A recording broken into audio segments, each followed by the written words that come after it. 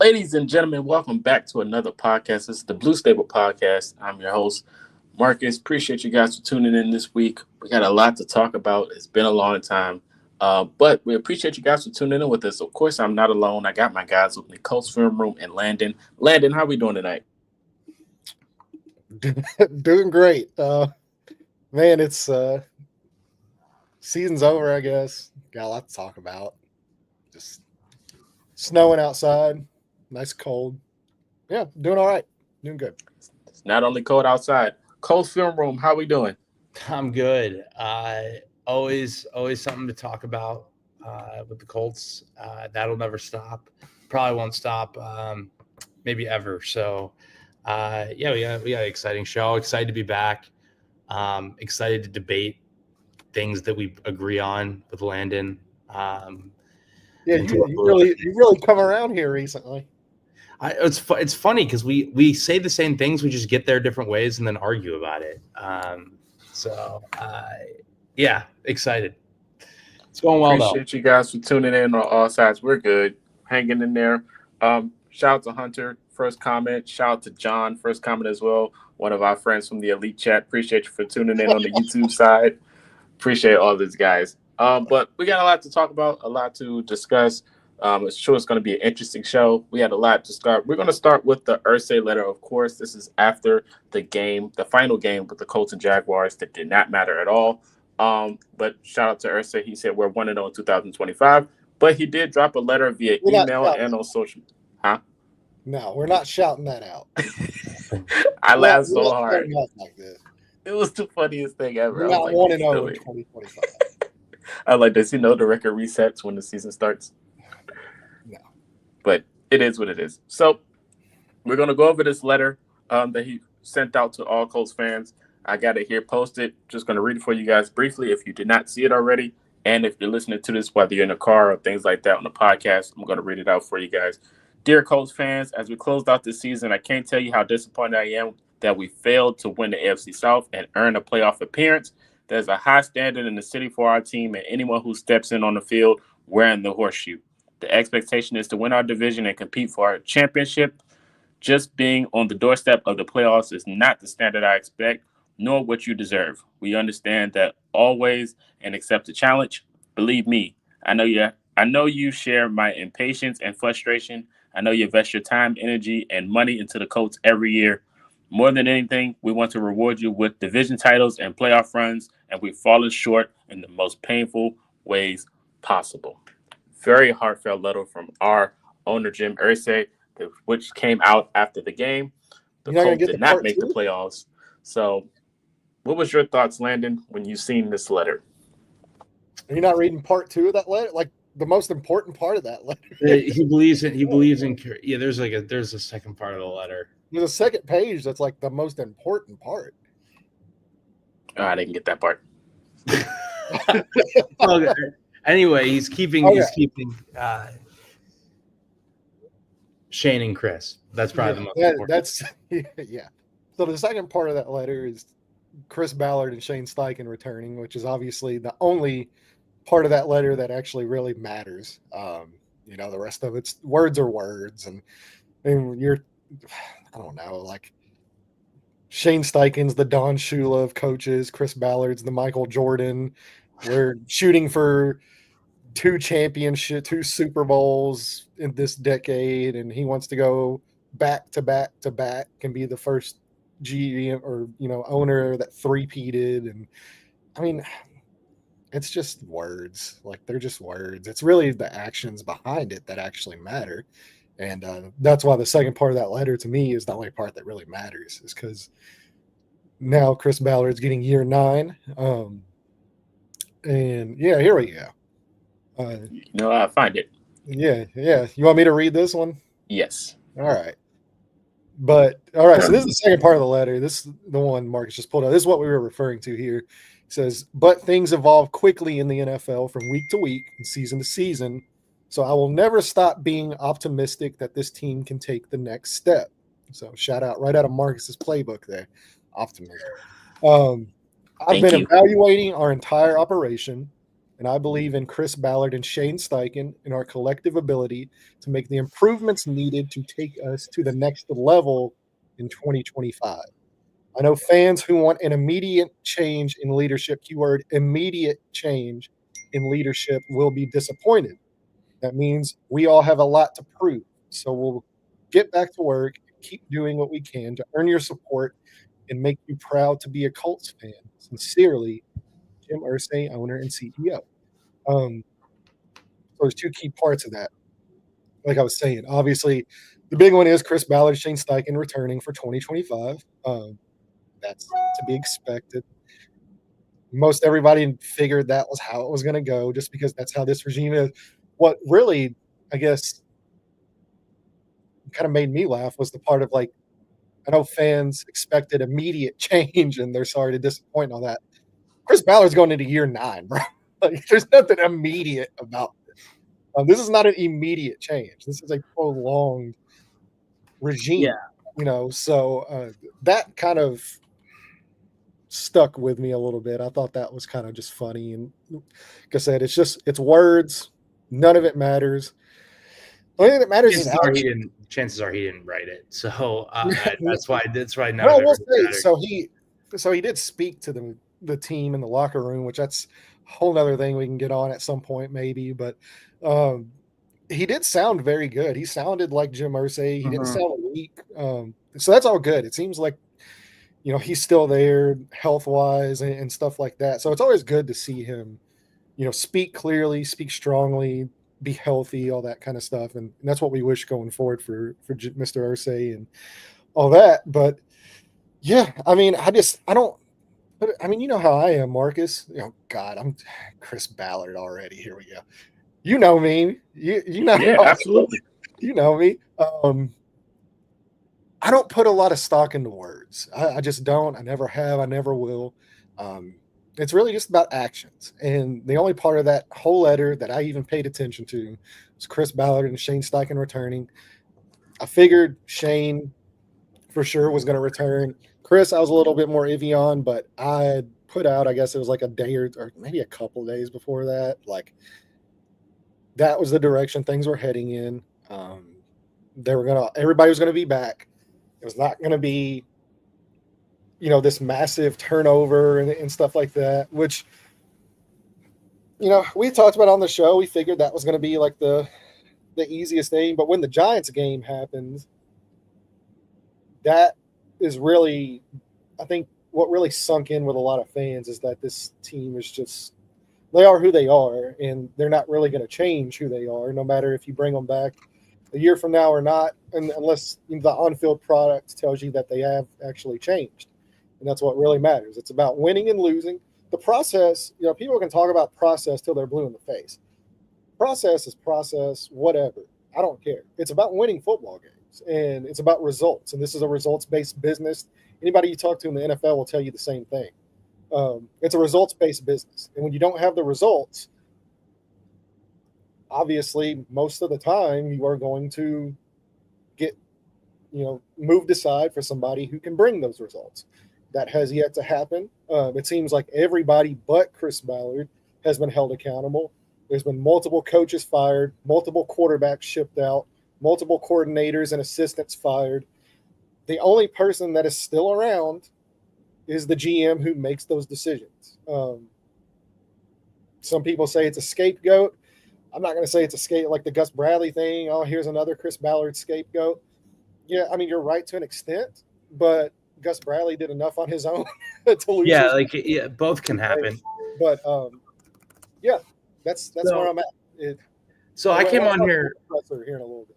So I came on here last, and you could throw about just about everything I said out the window when you lose to the Giants like that. Obviously, like, I think there's a total difference in going out versus the way that they did versus one of the worst teams in football, giving up one of the best EPA performances of all time to Drew Lock, and then them struggling versus the Eagles backups the following week. And then I think that's totally different than, okay, we lost this heartbreaker to the Broncos. And then we dominated the last 3 weeks like we should. And then, Carson Wentz couldn't get it done for us. Like, maybe more of what I said still stands then. But when you lose on your own accord to one of the worst teams in football, I mean, you can throw everything out. So I think to me, I was thinking it was probably trending. I think hell or high water, Shane was going to be here. I didn't think that they were in a position to like move off of Shane after a 9-8 and an 8-9 year, where he's really never had a quarterback. Chris Ballard does not have the same resume and would be going on year 9. So I thought that there was some of these kind of the smoke around that was like, oh, like, whether it's Ed Dodds gets promoted, they might have, Shane might get to look higher the next GM with Jim. There was some of that floating around. Ultimately, it was a shock. Not shocked. I was not surprised that this was the result, but I did think that it wasn't going to trend that way. So, yeah, he's back now. Whether you think that that's the right call or not, he's back. Do I think that Ballard's weren't? Yeah, and we'll get into that because I agree with Landon, and this will be the common theme when we talk about the presser is like, I just don't. I'm not going to let myself do what I've probably done in years past and let those words even remotely affect me, because at the end of the day, like on-field results is ultimately what matters. And there's so much distractions with the Colts right now, and we can get into it more.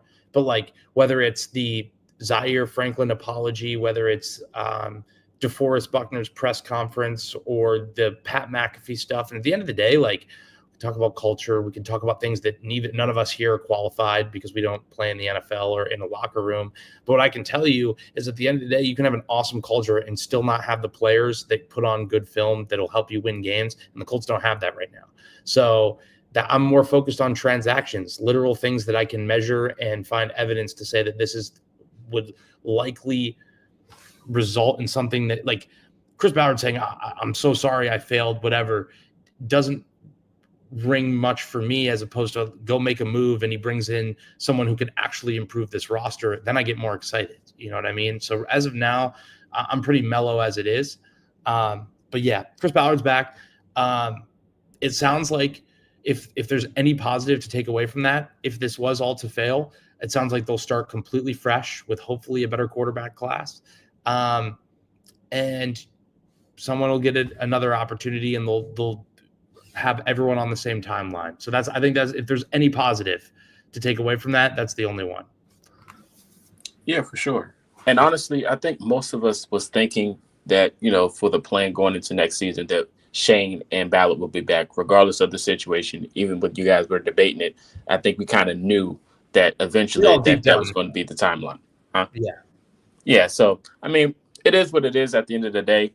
Going on with Ballard's presser, we can go ahead and hop into that now. We already started mentioning it a little bit.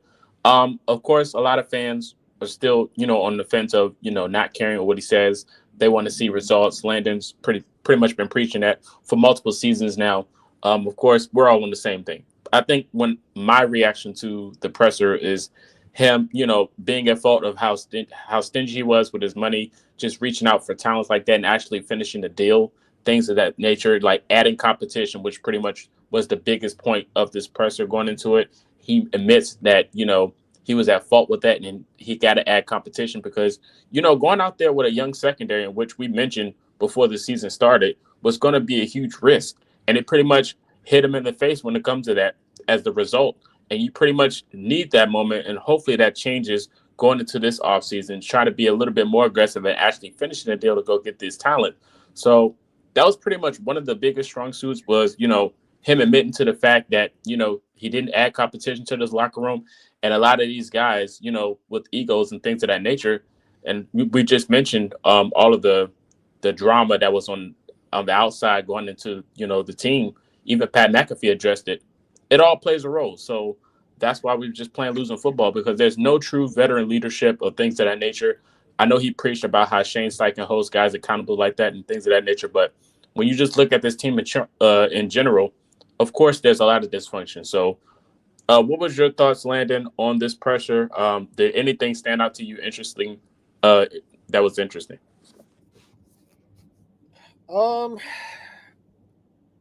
It went about how I expected it to go. I mean, there were a few things, I guess, that like stood out. The funniest one was him calling, I guess, whatever player was talking to the media, you know, the anonymous player, he called him chicken shit. That was kind of funny. But really, it was, I mean, I feel like we're in this same situation every January where he gets up there and it's more or less the same spiel. This wasn't quite the same spiel, but it's more or less of, you know, I failed. I didn't do my job. I need to learn from this. I need to get better. You know, that kind of stuff. And, you know, they'll point to a few positions that he failed to address, whether it's, you know, a few years ago it was wide receiver, then it was the pass rush at edge, then it, you know, this year is tight end and secondary, and, you know, then it was the offensive line at left tackle with Costanzo retired. I mean, it's just words are words. And that's pretty much where I'm at. I appreciate some of the words. I appreciate him taking ownership of stuff, but he's taken ownership for the previous 8 years. He does it every offseason where he takes the ownership, but then we're back in the same situation we're in every single January, where this is the same thing we're talking about every year. So I think, if you want me to be honest, please. I want you to lie. I prefer if you lie. Well, I mean, like you know, people, like, look, people don't like honesty. They don't want it. I mean, people right now, people want to be angry. They want the venom. They want me to come on here and completely dismantle Chris Ballard and this organization. And I mean, that's what they want. You want the negativity. Yeah. And I understand that. And I'm not saying that I'm not, you know, holding them accountable. I will say, though, I do have a different feeling coming out of this presser, and it's nothing from what Chris Ballard said. It's stuff that I've heard behind the scenes. Landon has sources. No. We're not going to do this. But I will say, like, there's a different element around this team right now than I think there has been in years past. Namely, I think there's some very difficult conversations that have been had over the last week, really over probably the last half of the year. These conversations have been happening. I get the feeling that this will not be Run It Back Part 9. I don't think they can afford to do that. I don't think the players are buying in to this run it back thing anymore. I think whenever Chris Ballard got up there earlier and he says, you know, you can't BS the players and you can't BS the locker room. In a way, I think that he has kind of gotten away a little bit with BSing the players over the last few years. I think the jig is up. I think that they have really like there's a few of the guys, and you guys probably already know who they are because it's the same ones that have been talking. Not the anonymous shit either. It's the ones that are standing on business. The ones I respect. Yeah, and it's the ones everybody should respect. It's the guys that are going out there hurt, that are playing their asses off and doing everything they can. These guys are basically saying, okay, like, this shit ain't flying anymore. We're done with this. We need change. This locker room needs change. This culture needs change. This team needs change. The whole, you know, run it back and rely on rookies and second-year guys that haven't proven anything in this league, it's not worked, and it's not going to work. And I think there's a very good chance that this roster – multiple positions. And I'm not saying it's going to be a complete overhaul. I mean, you know, it doesn't need to be. It doesn't need to be a complete overhaul. Yeah. But I think it's going to look quite a bit different in some positions. And once we get done with the draft in April and we're going into May, things will look a little bit different than they have in the years past. Did you enjoy the part when he mentioned the tackling situation? I'm like, hey, he's talking to Landon. Well, I mean, yeah, and it's not just me. I mean, like anybody that has two eyes and knows the game of football can sit here and tell you that that the tackling wasn't good enough. I mean, it's not like I'm on here like breaking news all the time. I mean, I'm just, like he even said, they used to be able to get away with, fans didn't have access to tape and media didn't have access to tape. He was talking about Colts film room. Yeah, yeah, these like he could get in there and you could kind of BS say you guys don't know what you're looking at, but everybody now has access to the same film, that everybody else has. We're able to sit here and watch the games, and if you really know football and you know what you're looking for, you can tell what the issues are, and that's why we've been screaming it from the mountaintops for the last couple of years of what the issues are, and those issues haven't really been addressed. And yeah, you can't weasel your way out of this anymore. Like, this is just where you're at as a franchise. And at the end of the day, words are words. You can get up there and you can take all the blame and you can give me your spiel about how it's your fault and how things need to change. Really, none of that matters. What ultimately matters is the actions that are behind those words. And we'll see, we'll see in March and in April if those actions hold any, fruit to them. So that's definitely where I'm at. What's your thoughts, Coach Fairmont? So I think when you look at it, like the big thing with this is like, running it back was a mistake. Running it back was a mistake. And I think it's like important to talk about what exactly that was, because I think it's different. I think if we sit here, I agree with them obviously, but like when you think about this roster and the free agents that they had going into the year, nobody's going to sit here and be mad that they paid Michael Pittman to a very reasonable deal after a 100-catch season, signed Kenny Moore, and signed Grover Stewart. Like, those were the three big-ticket guys they had to bring back. It was like the moves that followed that were so inconsequential at the time. Like, let's just give Jannard Avery a contract back. Let's give Taven Bryant a contract back. Let's bring back some of these. Let's not talk about the secondary. Let's when there was very cheap and affordable options. Like, I know Ballard got pressed about potentially some of the finances, and it's like that wasn't an excuse to not sign, like, even upgrade anybody, because there were affordable options that hit the market. You know what I mean? It was these little concept, like what felt like inconsequential actions that resulted this like big theme that ultimately led to the fact that there was no competition at the end of the day, which was what I was talking about. I was like, I have no problem that Chris Ballard thought he saw something that we didn't in Juju Brents, Jalen Jones, Nick Cross, and Dallas Flowers. Dallas Flowers, who didn't end up making it. I had no problem to start. I don't like playing revisionist history. It was the issue that they brought in literally nobody to start the year. And then when Juju went down by week two, it was yes, by week two. I mean, yeah, it's like there was clearly no plan. It's like, all right, and you knew that this was a problem. So like, it wasn't. I don't think that like when the Snead deal fell through, I was like, you know what, that's fine. Like, it's not, if you see something that you're betting on, or if the reported Snead deal, because Chris Ballard has never admitted that he never will. That was these little inconsequential moves afterwards, which was really what run it back was for me. Because like, obviously, like, you want to keep good players that you drafted in-house. Like you do. You don't want to let Kenny Moore hit the open market after he had a great year as a bounce back nickel in this league.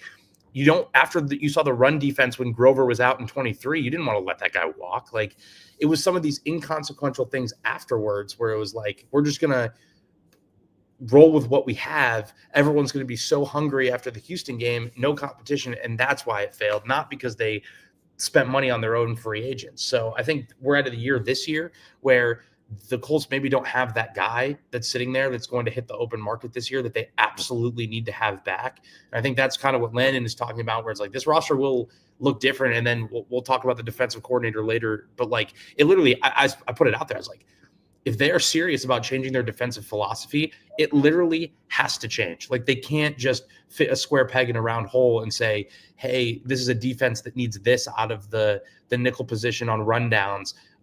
We're just going to roll with that. You know what I mean? Or that's just to use an example. So it will definitely, especially on the defense, it's going to look a lot different depending on who the new coordinator is. Yeah, absolutely.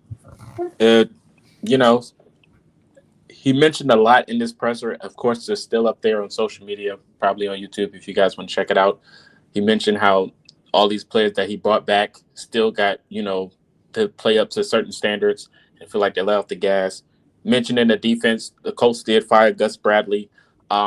This was Oh my God. Yeah. a horrific situation at the defense. Of course, they had very few bright spots in the season. You know, but you it felt messed like up when Marcus is saying it's a horrific situation. it was. I'm going to be honest. Like, 2002, he was ranked 29th. I do want to talk about this real quick because I think this is a big talking point, and it's kind of there. Well, there's a few different things that I really kind of want to touch on with this. The first of them being this won't be quite as loaded, but the complacency thing. This has always been one of my bigger issues with constantly rewarding guys that have not accomplished anything with second or third contracts. Not that they're bad football players, and I'm not talking about guys like Quentin Nelson or DeForest Buckner or Michael Pittman Jr. I mean, though Michael Pittman Jr. has had how many consecutive 1,000-yard seasons with the who's who of quarterbacks? Like he's still out there accomplishing. Like he's putting his body on the line. Played through a fractured back. Like I'm not talking about those type of guys, but Colts film room was mentioning, like these type of players, like you're constantly rewarding them and bringing them back, and it creates this sense of complacency that, hey, I don't have to, accomplish much. I'll have a home here because this is who this franchise is, and they want to bring us back, and they're all about continuity.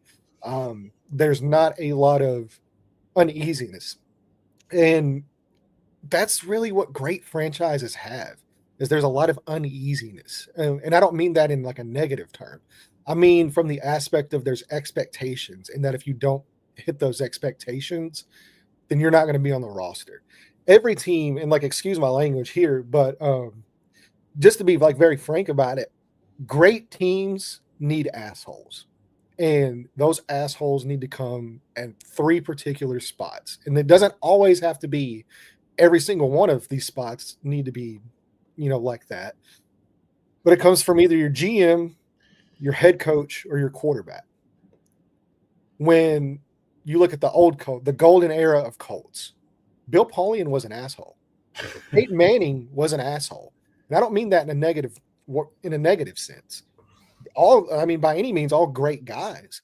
But when it came time to it and it came time to win games, there were expectations. And if you did not meet those expectations, you were either not on the roster or you were not on the field. There was a very, very high standard. Tony Dungy was not. And that's the balance they needed. Good Tony cop, Dungy, bad cop is what you're yeah. saying. Basically. And then it kind of flipped a little bit. Andrew Luck comes in, Ryan Grigson comes in, Chuck Pagano comes in, even that regime. And as much like there's not really a lot about it out there, Andrew Luck was an asshole when it came to football. Like he held guys to a very high standard. And if you did not meet that standard, he was not afraid to get in your ass. He would make guys run plays again in practice. He would keep guys late. He would call them out in meeting rooms and in film rooms. He held a very high standard. Ryan Grigson, for all of his stuff that we want to talk about, Ryan Grigson was an asshole. And that's very well documented. If you go to Pat McAfee, it's very well documented. But there was a standard that he had in that building. And Chuck Pagano, very nice guy. But even Chuck would get in guys. And that's what this team has lacked. You can't have a situation where you have a GM, a head coach, and a quarterback that are all buddy-buddy with everybody. That it does not work. It does not work. Yeah. As much as these are grown adults, and they're adults, and you shouldn't have to have somebody hold you accountable for your actions as an adult. But some guys need that. And this team has not had it in Chris Ballard's era. Frank Reich, extremely nice guy. Carson Wentz, extremely nice guy. Matt Ryan was probably one of the only – Phillip Rivers, Andrew Luck, and Matt Ryan. Those were the only guys to hold people accountable. Unfortunately, Matt Ryan, he just physically could not go, but mentally it was still there. But there's a reason why the only successful tenure in Chris Ballard's era came with guys like Phillip Rivers and Andrew Luck. Not only because they were great players, but it was the accountability that they set in that locker room. You could feel it. And it counteracted the good cop of Frank Reich and the good cop of Chris Ballard, because those guys held guys to certain standards. Right now, Anthony Richardson, you don't know what you don't know. He just doesn't know. He's gonna have to get a little bit of an asshole edge to him. He's just gonna have to, and guys are gonna and he needs to have that for himself. There needs to be somebody, and apparently there was, but there needs to be somebody to set him down and say, like, hey, dude, this is not cutting it. And that's part of what the benching was. And that's why you saw a little bit of improvement after that. Like, there's a certain standard that you have to hold these guys to. That standard has not been held, and it's created a complacent culture. I'm done. But all I'm saying is, moving forward, maybe you bring in those type of guys. Maybe Shane Steichen maybe goes against a little bit of, you don't need to be everybody's best friend and shoulder to cry on.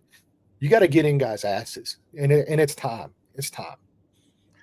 So I definitely agree. There's two things I want to talk about. One, I definitely agree with that.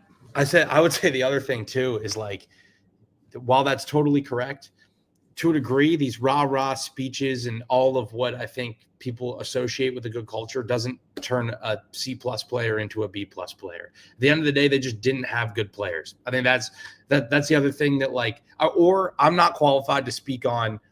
I think from everything you hear, read, and see, Landon is spot on. And that's part of it. That's definitely part of it. You can't just, like, ignore that entirely.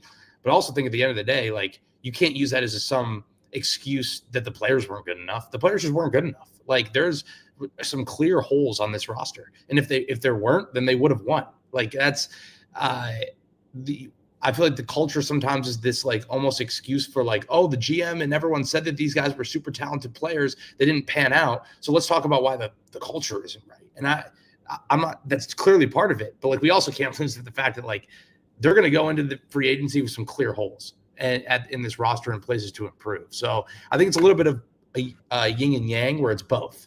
I think the only pushback I have on that, though, is that every team has holes, right? Like, there's always holes in there's no such thing as a perfect team. And especially when you get into the NFL. Isn't even close to that, though. There's definitely not. But, like, if you are in the NFL, even the guys you think suck, if you are in the NFL, you are an extremely talented player. What really, and I guess this, oh God, I'm trying to find the right way to say this without coming across, and just when you've played a competitive sport at high level, not a lot of guys have experience with this. I'm lucky enough that I do. Not football, but I have played a competitive sport at a collegiate level. Everybody's talented. Like, everybody's uber talented. What sets great players apart from average players isn't the gap in talent, it's the gap in mindset. And there's a certain mindset that has to be placed upon a team that I don't necessarily want to say. Like, it's not culture. Like, I mean, culture is winning and losing. You're a few losses away from a bad culture, and you're a few wins away. But there's a reason why you have teams that, with less talent per se, you have teams that overachieve, right? And then there's teams with a little bit more talent that underachieve. This Colts roster, I think, does have, relative to the majority of league average talent. Now, not at all spots, right? There's certainly spots they can get better, but overall, this is not a team that lacks talent as a whole, but they've consistently underachieved. And I think that has a lot more to do with the mental aspect of the game. They don't have that leader. And namely, like I said, it either comes from your head coach, your GM, or your quarterback. If your best player is your hardest worker, you do not have these problems. And I don't think their quarterback is there yet. And it's not an indictment on Anthony Richardson. I mean, it's a little bit of an indictment on Anthony Richardson, right? But he still has to grow into that. This should have been placed upon him by the head coach and the GM. And if guys aren't cutting it, and like this kind of what Chris Ballard was talking about earlier, if guys aren't cutting it and you're rewarding those guys today, I love that quote. And it's going in my repertoire from here. It was a good one. Today, what was it? Today's compromises are tomorrow. Today's compromises or tomorrow's standard. And this is a team that for really the last 4 years has constantly compromised in order to, we want to reward our guys. We're going to hand guys jobs. We're not going to create competition and make guys earn spots because they're young and the only way they can grow is they need to play, blah, blah, blah, blah, blah. It's created today's standard. And that's why you've consistently seen in these big time moments, this team crumble. That is a mindset issue. That is a locker room issue. It's not a talent issue. I mean, like, so I'm not saying they're not talented, or I'm not saying it's not a roster that needs talent upgrades. It absolutely does. Most of the time, like especially when you get into scheme and execution and all that, it's Jimmys and Joes, not X's and O's. We've all heard that. But we're talking about teams that consistently underperform relative to talent. This is largely the same roster minus a few guys that have consistently underperformed. So, but even going back to 2020 with Phillip Rivers and Shaq Leonard and maybe a few other guys, this is largely the same core. Michael Pittman was there. Jonathan Taylor was there. Quentin Nelson was there. DeForest Buckner was there. This team made the playoffs. And then largely Phillip Rivers leaves. Obviously, Darius Leonard gets hurt. Obviously, that's going to take a hit because your quarterback situation, right? It's largely the quarterback. But it was largely the same roster in 2022 that won 4 games. Was it that drastic of a drop-off in talent to go from, making the playoffs and being in it with the Buffalo Bills to the very end of the game to winning 4 games? Was there that much of a talent drop-off?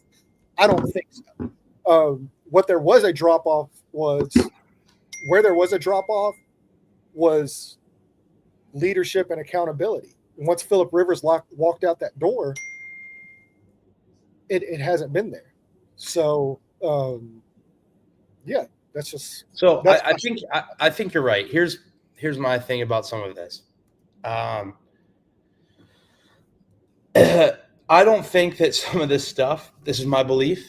Is the difference. The difference between the Raiders and the Chiefs, or the Titans and the Chiefs, or whoever wins the Super Bowl is going to be a talent issue. It's not going to be a culture or mindset thing. I think it's very obvious that there's some things wrong with the mindset that you are spot on about. And I'm agreeing with you, and I'm not trying to minimize it at all. I just think that that's how you end up in a situation of saying that these guys perform better than they're not, because this team, when you look at it, was it's kind of the same roster as this 4-12 team, like you had mentioned. And I think that we're just seeing the run it back years just prove more and more, the more data points you can call it that we have on them, is that they're just not good enough in certain spots. And I think that they absolutely have some talented players, no doubt about it. Quentin Nelson, Ford, we all know who the talented guys are on this roster. But I also think that you have to sit there and say, yeah, there's a lot of problems with the culture and all this kind of stuff. But fixing that, in my opinion, isn't going to address the clear talent issue that they have, because I don't think that this roster is as good as potentially everyone was saying it is. And if so, they wouldn't have, like we talk about, they crumbled in big moments. They almost crumbled in small moments too. We forget about the fact that there was 100 yards of penalties in the Detroit game. We forget and how the drops pretty much killed that performance. Barely beating a Jets team on the road, barely beating a New England team. These are teams that are going to be picking in the top 10. So I do think that you have to look yourself in the mirror, and I think it's both. So I'm not trying to minimize it and say it's one or the other. I'm saying that like that is an issue, but there's also an issue that they have to get better in certain spots because they didn't have the guys to win football games. They just didn't have the talent either. Yeah, I'm not disagreeing there. There absolutely needs to be an infusion of talent, namely along the defense. That needs to be where most of the defense and the tight end room, need to be overhauled. Not completely overhauled, but there needs to be an infusion of talent. But like even today, like whenever he was talking about, we all know the quotes about bringing in competition. Now, bringing in competition, this is a great example of it, right? Was the Adonai Mitchell draft pick with Alec Pierce. Now, both were drafted in the second round. Is Adonai Mitchell that much more talented than Alec Pierce? Some people would agree, yeah. Some people would say Adonai Mitchell is by far the more talented guy out of those two guys. What changed with Alec Pierce? There was a switch that was flipped. And yeah, I would say that there's also but that's part of the reason. But that's part of the reason why competition matters.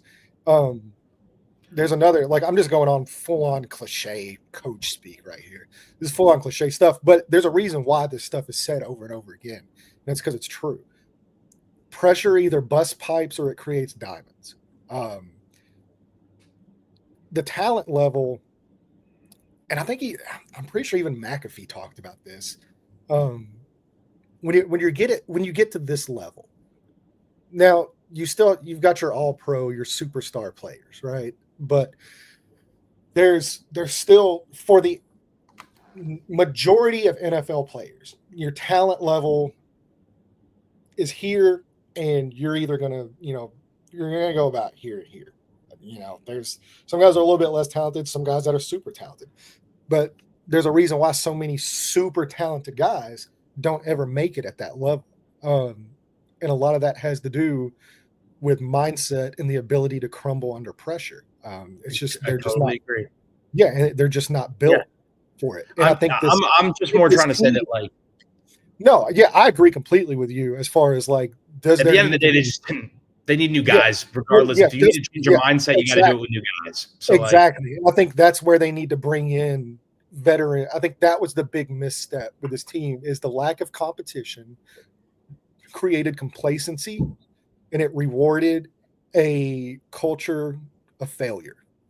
And mediocrity, which is mediocrity. Well, I know it's failure. Just maybe. I mean, like it is mediocrity. But whenever you have these type of moments, I mean, like it's failure. And there's a reason why he gets up there and he says, "I failed. I didn't do good." Like it's failure. Yeah. It is mediocrity. Mediocrity is failure. Yeah, we're agreeing. So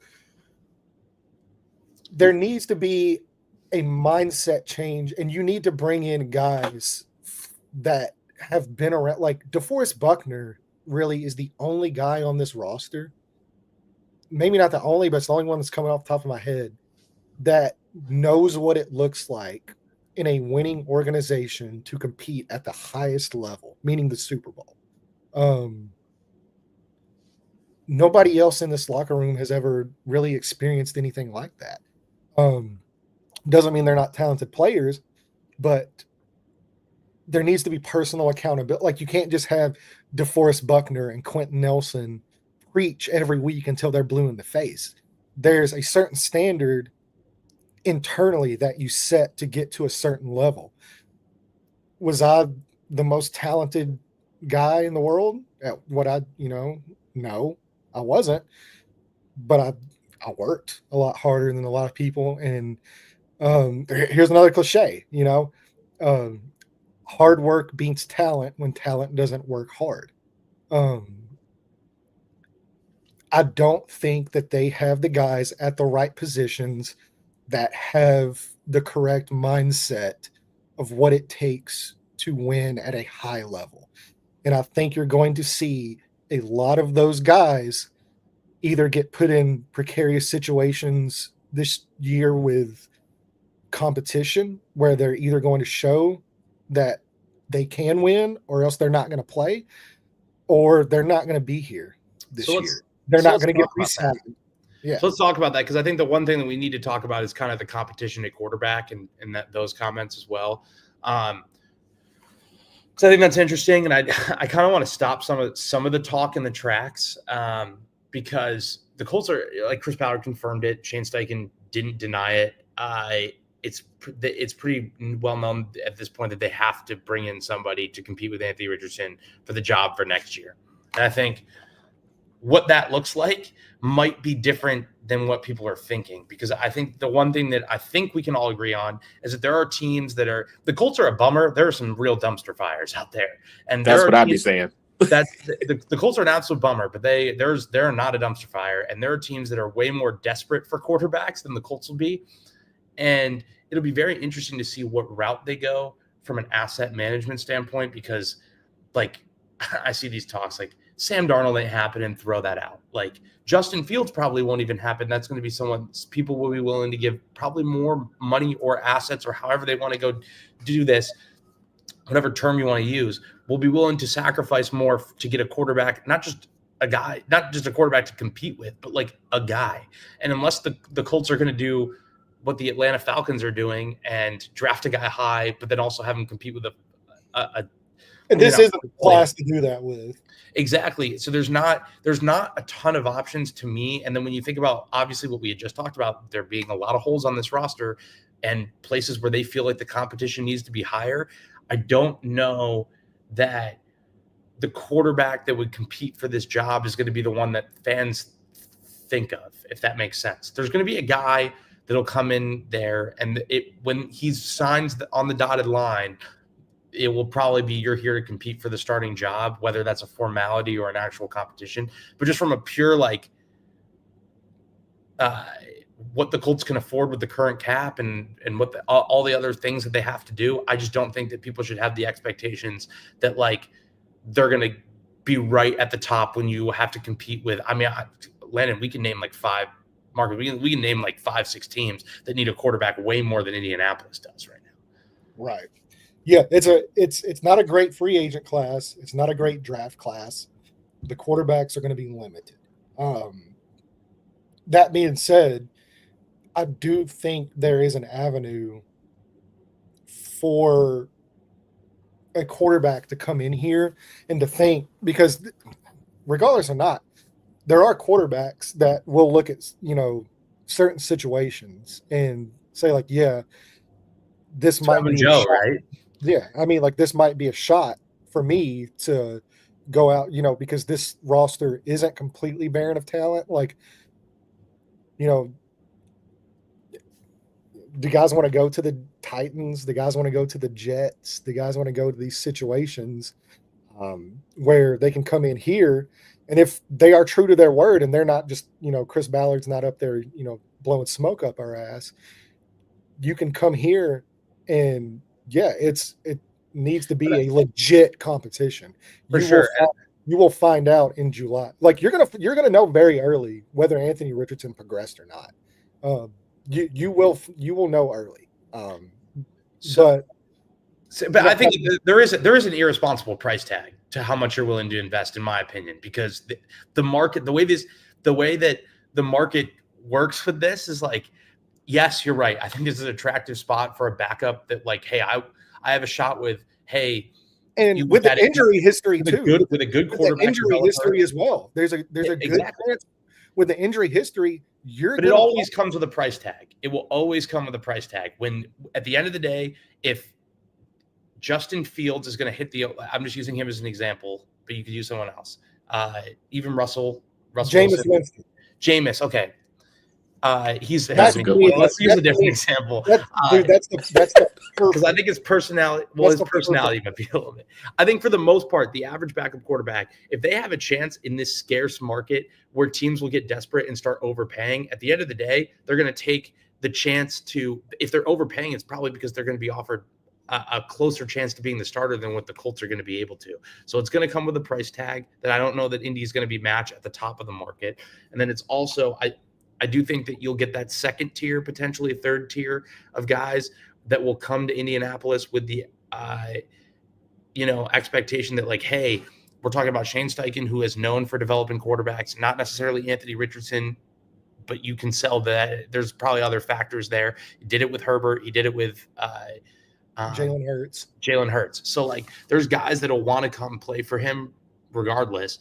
And then you talk about potentially, obviously, like Landon said, the roster, the offensive line, the run game, and then also even the wide receivers. Even the wide receivers. So it's like a good situation on a good roster. So they'll get guys, but at the end of the day, if they have a chance to cash in and they haven't really done anything to earn that, they're going to take it. You know what I mean? Like, yeah, guys you might look and say, I'm not making money like this.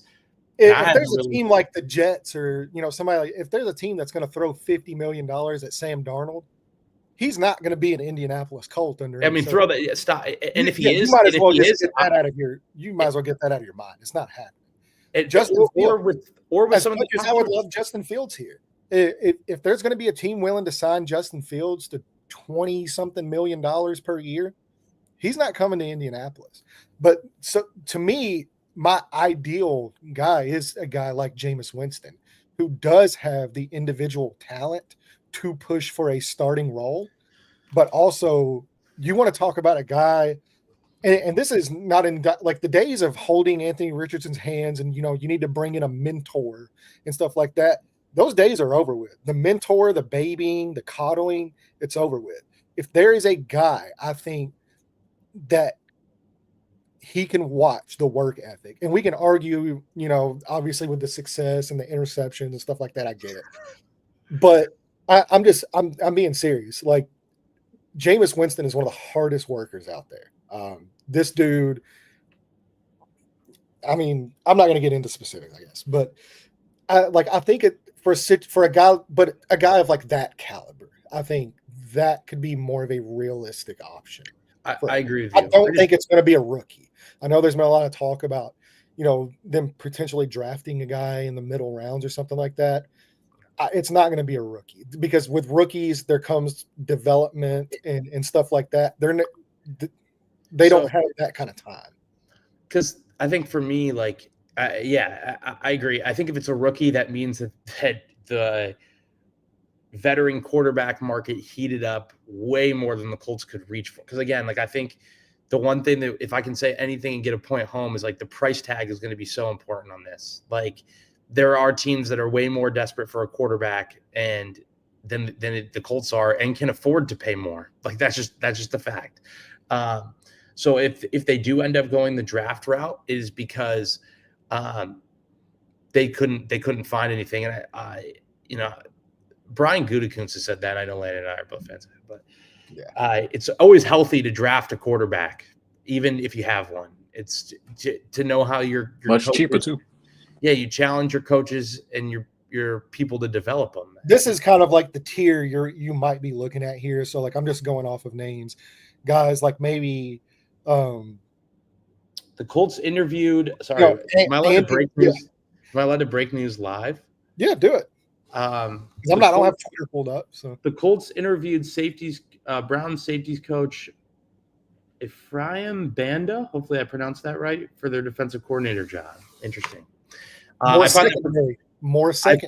That's the third thing, and we'll get to that in a second. But I think the one thing that I find interesting is that they had some of these more top-tier candidates interview for next Tuesday, but they have someone already interviewing. This is their first interview. So but these are the type of names. So fans, like, there's going to be a lot of fans that throw up at these, right? But like, this is what you need to kind of expect, and just being real with you.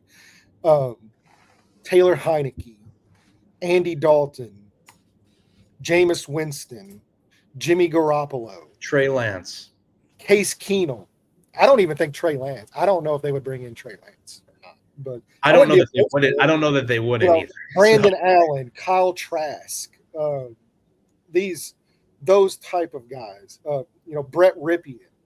I don't know. I don't know if we're going to go that. Yeah, I mean, I agree with you, but I don't know if they'll go that down deep, to the line. Is it a real competition? Like that's when you get that far down the line. Like, but that's what I'm saying. You'll know if it's a real competition because if they are true to their word and they are not holding hands and coddling and just giving guys jobs. If there's a guy like a Jimmy G or Jameis Winston or something like that. Easton Stick. No, I don't think they'll go that. Has Steichen. He did work with Easton, or did he? Was he in San Diego or the Chargers still? With Stick was drafted. I think so. Yeah, he was. He was. Yeah, okay, I'd have to look. I was thinking. Here's another one. If they're true to their word, and there really is a competition, which remains to be seen. I don't think anybody should take anything at their word, right? Nothing with this regime. You should not take them at their word. But on the off chance that there is, I also don't think that they're going to they're not going to pigeonhole themselves and say, yeah, we're bringing someone in. And then guess what? The market, that's why people are like, oh, Chris Ballard won't commit to signing a free agent. Well, he won't, because if he says he will, then every free agent he talks to is like, well, you have to sign me for this. The price just went up. Like, he's not going to do that, whether he. And here's the thing too, with the free agent thing too, you'll know the philosophy as well, if their philosophy on this has changed or not, because NFL free agency today, it's not about the total number. It's about the guaranteed number. And that's where the Colts have lost a lot of free agents, is because they're unwilling to meet the guaranteed number. That's why Danielle Hunter's not here. That's why Xavier McKinney's not here. That's why a number of these guys have went to other teams and, signed. That's why Danico Autry did not re-sign here.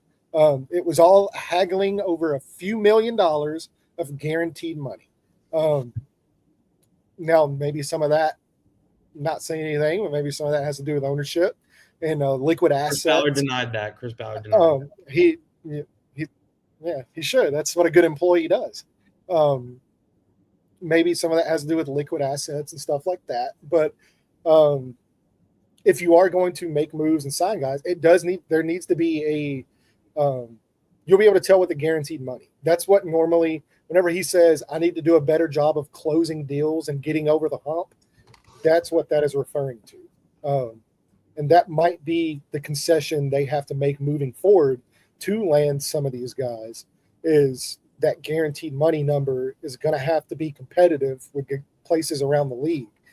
Because as of the last few years, since the cap situation went up, that guaranteed number has not been competitive. And that's why they've lost out on so many guys. And that's why you hear all the time about, this being the team of almosts and maybes. They almost signed this guy. They almost did this. But ultimately, sorry. No, I was just saying it's guaranteed money. I agree. I find it interesting that they magically find that number when it's their own guy, though. So like, for anyone listening out there that thinks, the Colts don't pay anyone guaranteed money, they don't pay anyone outside guaranteed. Yeah, and that's where things need to change. Exactly. Let's be real. If Anthony Richardson was the best quarterback in the league and had to hit the open market, they would find that money. They would find $200 million guaranteed. They'll find what they got to find. It's whether they're willing to find it for some of these guys that have done nothing in the horseshoe yet, and that's the whole thing they might have to concede, which Landon is talking about. So, should we get to the defensive coordinator? Yes. Let's do it. So, obviously, Gus Bradley was fired. Landon and I kind of did a spaces. We really ran around the bases of the spaces this week. I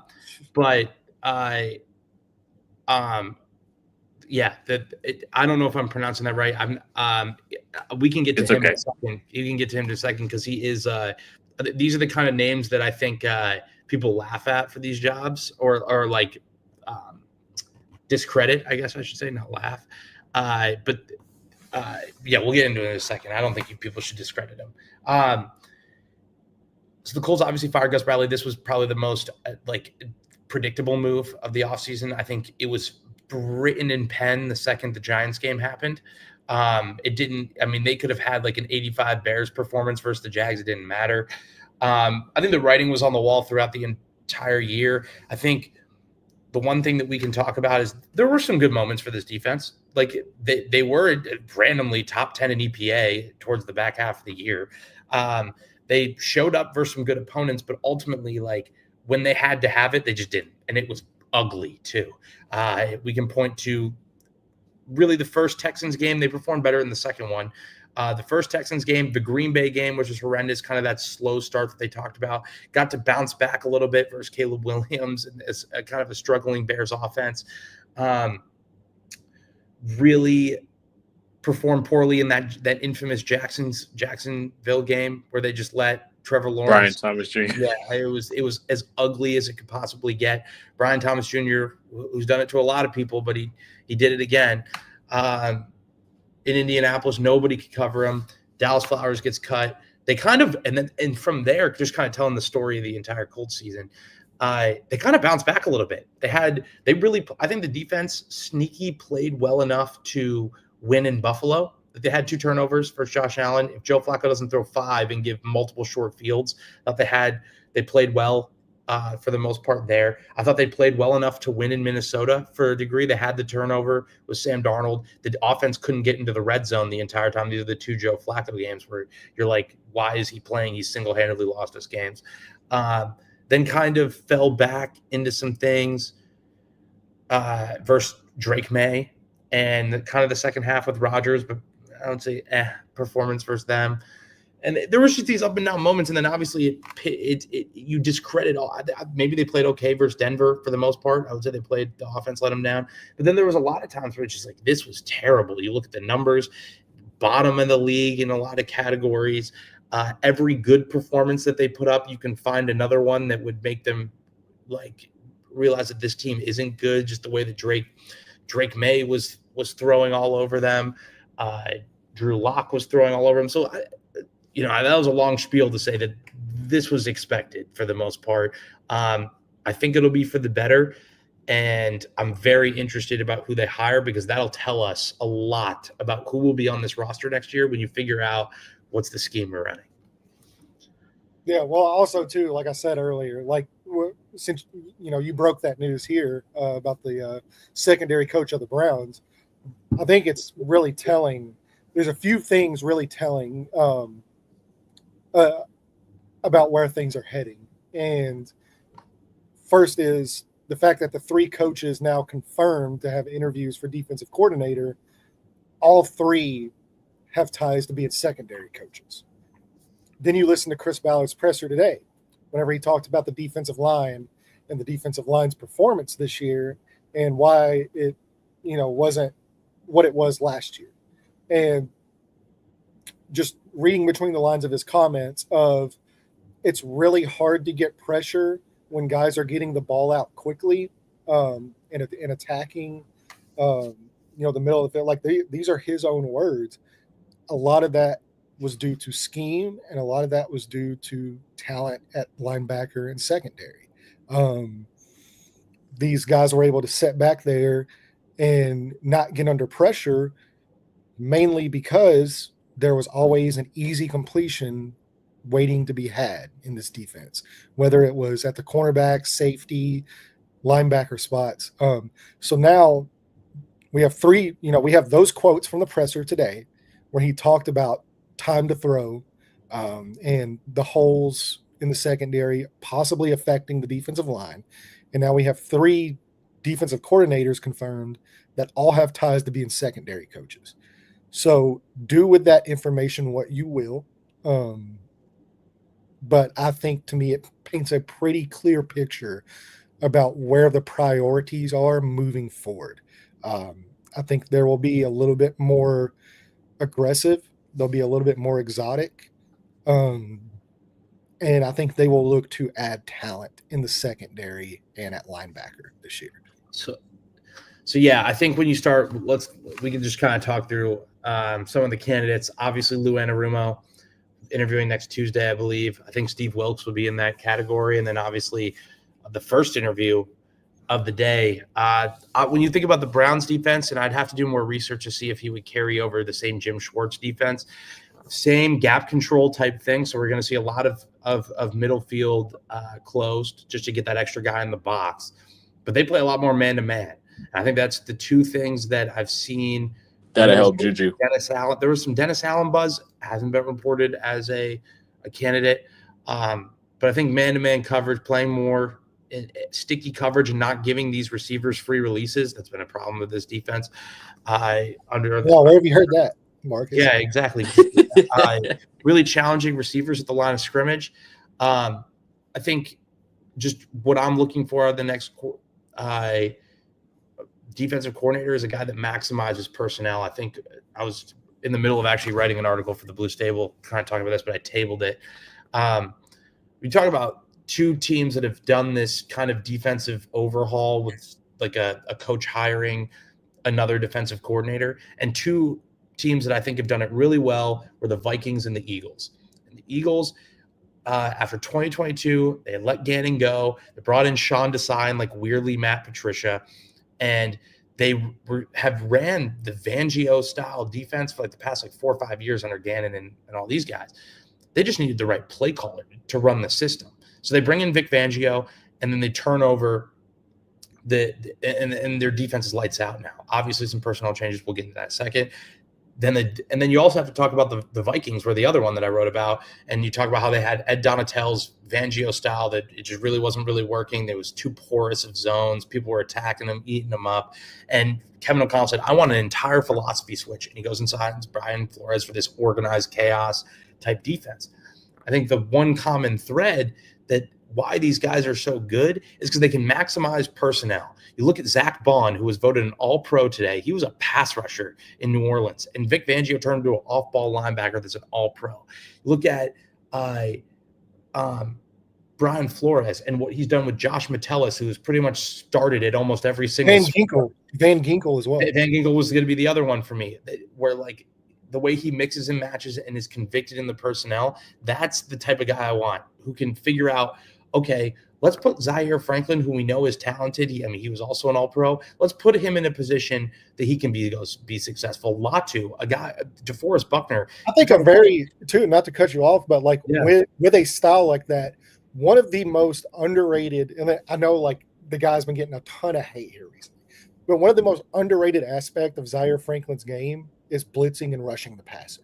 No one knows that more. Yeah.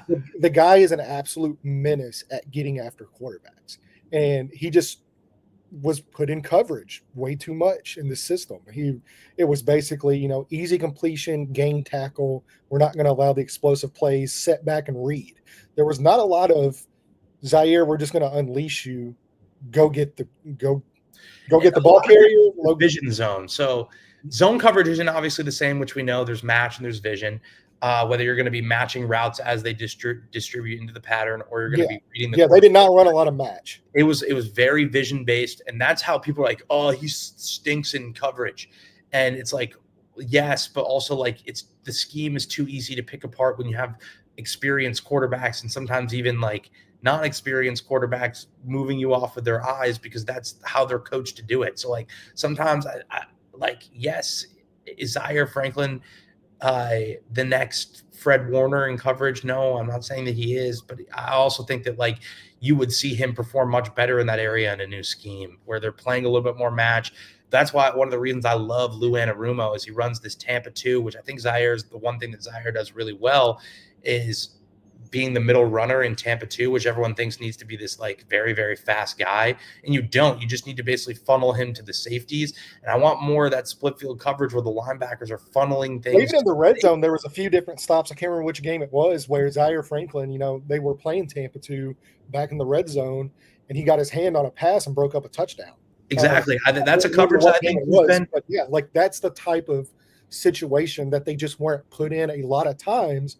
But whenever they were, they showed they could be successful in. So, I agree completely. I think, to me, Dennis Allen, because we had a comment like, who's the top candidate for each of you?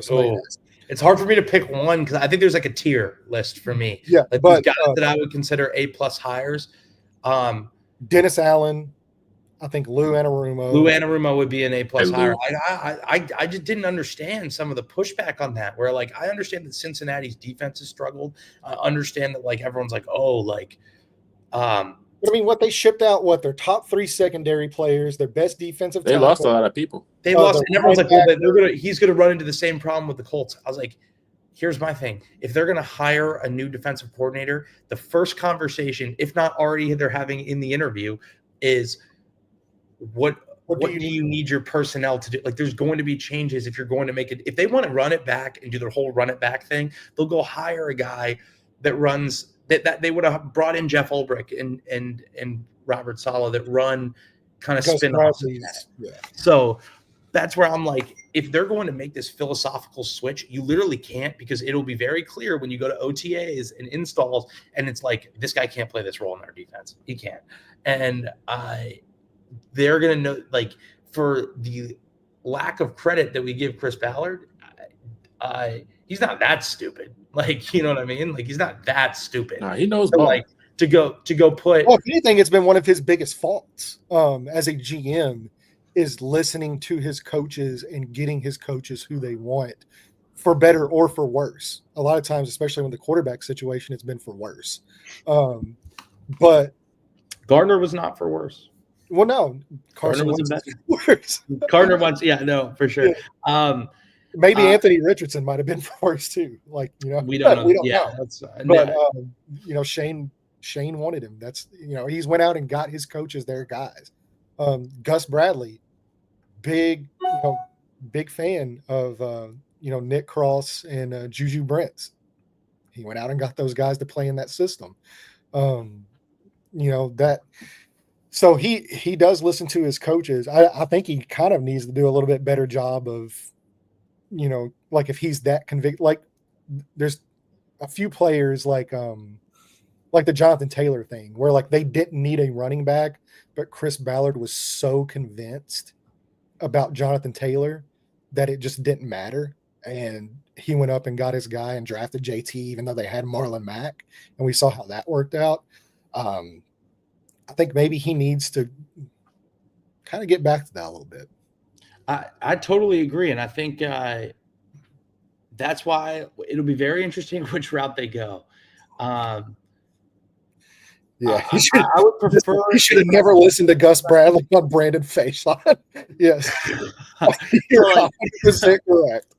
So, like, I think if you want to really sell to your players, to your organization, and your fan base and everything, that like, we are serious about winning football, it's not running it with the same scheme again. I think that they're going to want to be more aggressive and want to not coach. I think Shane wants to be more aggressive too.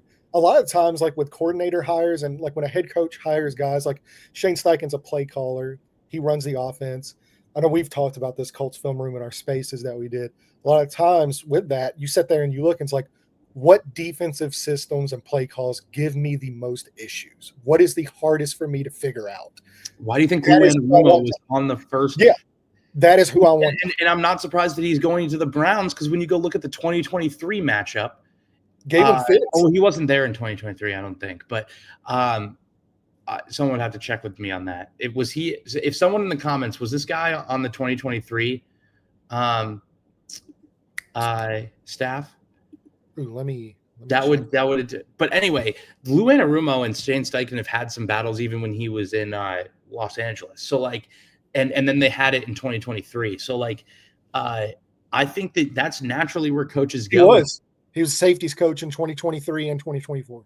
Interested, because that was like, to me, the people that I've talked to, is like, that was like a one where the Browns. It's interesting because the Browns staff was basically like that. Shane Steichen had some legit calls in that game. It's usually where you start. You obviously go through friends of friends and stuff like that, and you have your own stuff. And Ballard's gonna. I put a tweet out. I mean, I don't know for sure. I'm speculating like you guys, but I think that Steve Wilkes is probably the most like, hey, just interviewed. Like, that just feels like such a Ballard move. Not saying it's good or bad. Not saying Steve Wilkes. I think Steve Wilkes would be. There are some people that are really, really pro Steve Wilkes out there, and I think the results of his defenses don't necessarily wow you, which I think is the main concern, I think, for me. But I do know that he would bring maybe some of the accountability and toughness back from all accounts. So I think ultimately I'm more interested to see how Shane goes. I think Shane should hire the hire that's the best candidate when they interview. Looks like they're going to do a full search, which I was kind of worried when we didn't hear anything for 2 days that like Shane already had the hire in mind and just wanted to reach, hey, you want to come? Hey, let's kind of, like how they did it when Shane got hired with Jim Bob. And so not saying he should have, but yeah. So I'm glad they're doing a full search for it.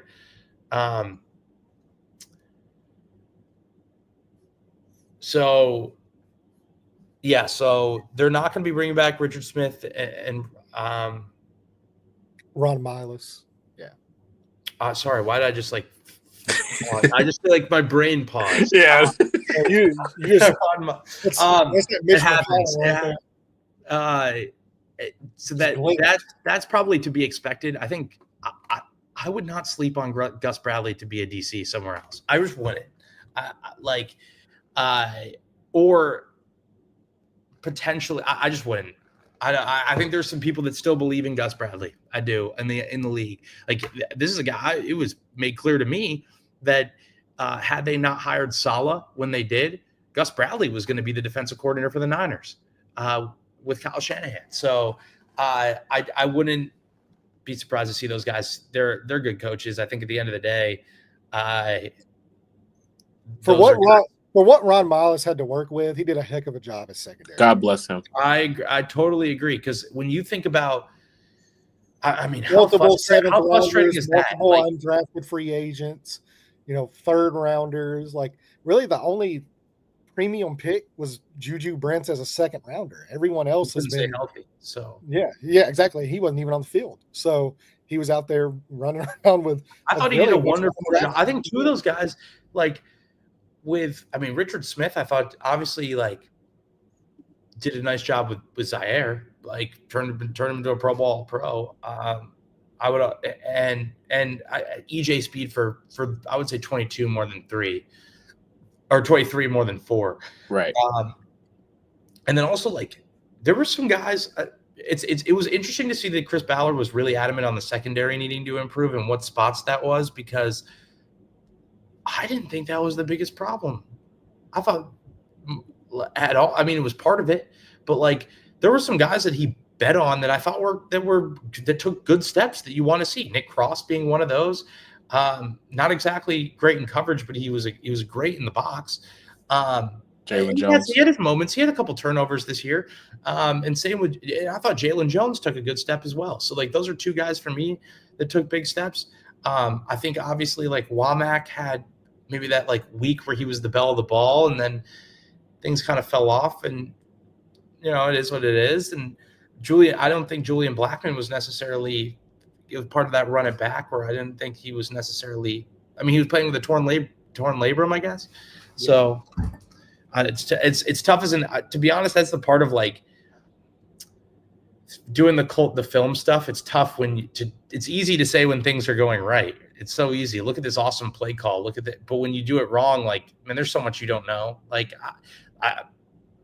Same thing happened to Pitt. I didn't know Pitt was playing with a broken back in week 2. Landon. What? Landon was the first to break it to me. We was talking about he got to be injured, because there's no way. Yeah, Landon knows. This is BS. Landon's making me look like an idiot out here when he could be telling me. He's here to help. That Mike, how was I supposed to know?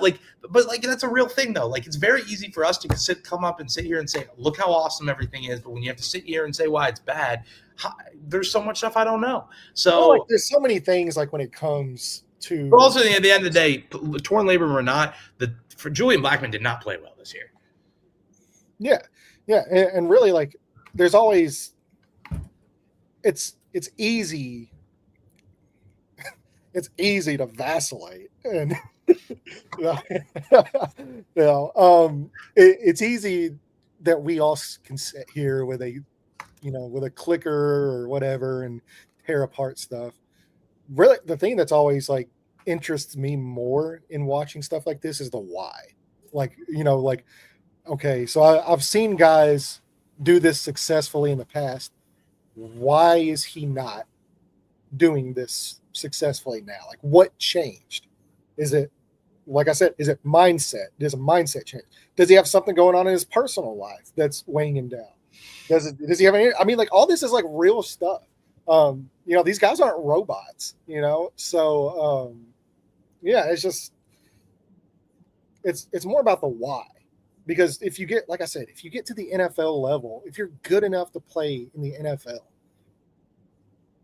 you're talented. Like, you're in the top 1% of football players in the nation. It's not that you're, oh, this guy sucks. Like JT also, I hear this all the time with like JT or with Dan Orlovsky. Like, oh, these guys suck. Like, dude, they were NFL quarterbacks. Like, you don't become an NFL quarterback and suck. Like, even like this season with Kurt Benkert, with poor Kurt. Kurt Benkert does not suck at football. He's a very, very, very good football player. But there's so many factors that don't get factored in to just anything. And nuance is dead on the internet, right? There's no nuance on the internet. But yeah, I mean, it's just, they got a lot to figure out, man. They got a lot to figure out. There's a lot of soul searching that needs to be done. They're saying all the right things. They're hitting all the key points. They're running that media, train again, and everybody's buying in and all that. Like I said earlier at the beginning of the show, words are words. I need action. And That's we right. will know. I think we're going to be back on this show with plenty to talk about that we didn't have last year. So that there will be, for better or for worse, whether it gets them fired or that gets them praised, there will be moves this year. I think I can just about guarantee that. You'll know too. You'll, like, if you watch this show and you listen to me rant and rave and BS all the time, like, you'll know about where I stand with things. And that's generally I guess like a baseline of if things are going good or not. We will definitely see, though, man. But if you guys did not watch the presser, I do advise you to go do so on the website, YouTube, whatever, Colts.com. It is the one that you need to listen to. But we appreciate you guys for tuning in. We'll be back, hopefully, with some news when they drop some. Almost 1,100 of you guys in here. I know, right? Crazy. I was seeing it when you guys were going on. I was like, this is great. Keep going. Keep going. I just wanted to see how high it could get. But we appreciate all the support, man, that you guys show. You guys have to turn on your notifications to know when we go live on the next one or when the pod releases. It will be out on Spotify and such in an hour, so tune in for that and listen to it in your car, just in case if you missed the segment. But we appreciate you guys for tuning in again. This is Colts Film Room. That's Landon. This is Culture Shock. You guys have a safe weekend. Enjoy some football. I know the Colts not playing, but it's still going to be good football regardless of the situation. Playoffs tonight. Texas, yeah. State. Who you got? You got playoff games tomorrow. NFL playoff games tomorrow. Yeah, it's a starting here in just a few hours. It's a fantastic weekend of playoff football. Who you got tonight? Ohio State. All right. Who you got, Coach Film Room? Ohio State, but it's closer than you think. I think this is an Ohio State team that might be a little bit overvalued from beating up on a Tennessee team and then a revenge spot. I'm not saying I doubt them. I'm saying I think Texas play. Let's do players to watch. I think Ohio State wins though. Let me make Jeremiah Smith. I think you should watch love him. Prospects. Now I'm still working through the first. I think people can tell this by now. Hopefully, tight end is my favorite position on the field. I love the tight end spot. It happens to be a big topic of conversation in Indianapolis. Bro, we need to hit end on the show. Tight end is probably my favorite position on the field. I'm working through the tight end class. That's the first thing I'm starting with. I'm going to have a lot of stuff, I think. I'm going to have some different draft stuff I have planned. But for me, I'd love to see Gunnar Helm have a good day. I kind of struggle. I'm not really finished with him, so I can't give anything definitive. Know that I like his frame. I like what he can bring in the pass game. Kind of struggled a little bit in the SEC championship, so I'm interested to see him go up against a really physical front on Ohio State with Sawyer and JT. So, well, since we're on the secondary topic with the Colts, and that seems John to A. be Barron. Yeah, I was gonna say Barron. Watch Barron. John A. Barron. Travion Henderson, running back for Ohio State, could be a good one to check in on. But yeah, I'm gonna keep my eye on. There's a chance. I mean, like now. I was going to say Ibuka is like what I don't know where the Colts will think about wide receiver because they have two. I would say they have two guys locked up for the formidable future. Alec Pierce is going into a contract year. We don't know what will happen with that. They drafted AD Mitchell, but also like you're talking about competition. Like, let's keep it. I mean, Also, I think they think very highly of Ashton Doolin. Ashton Doolin got an All-Pro vote, by the way, if you didn't know. Shout out to Ashton Doolin. Ashton Doolin's one of the that's probably my top free agent you want to re-sign because now here's the thing, he got a little bit too much snap on offense for me. But he kind of so like in this I'm gonna ramble. I think there's a chance that they would continue to add a receiver. I do. I wouldn't rule that out.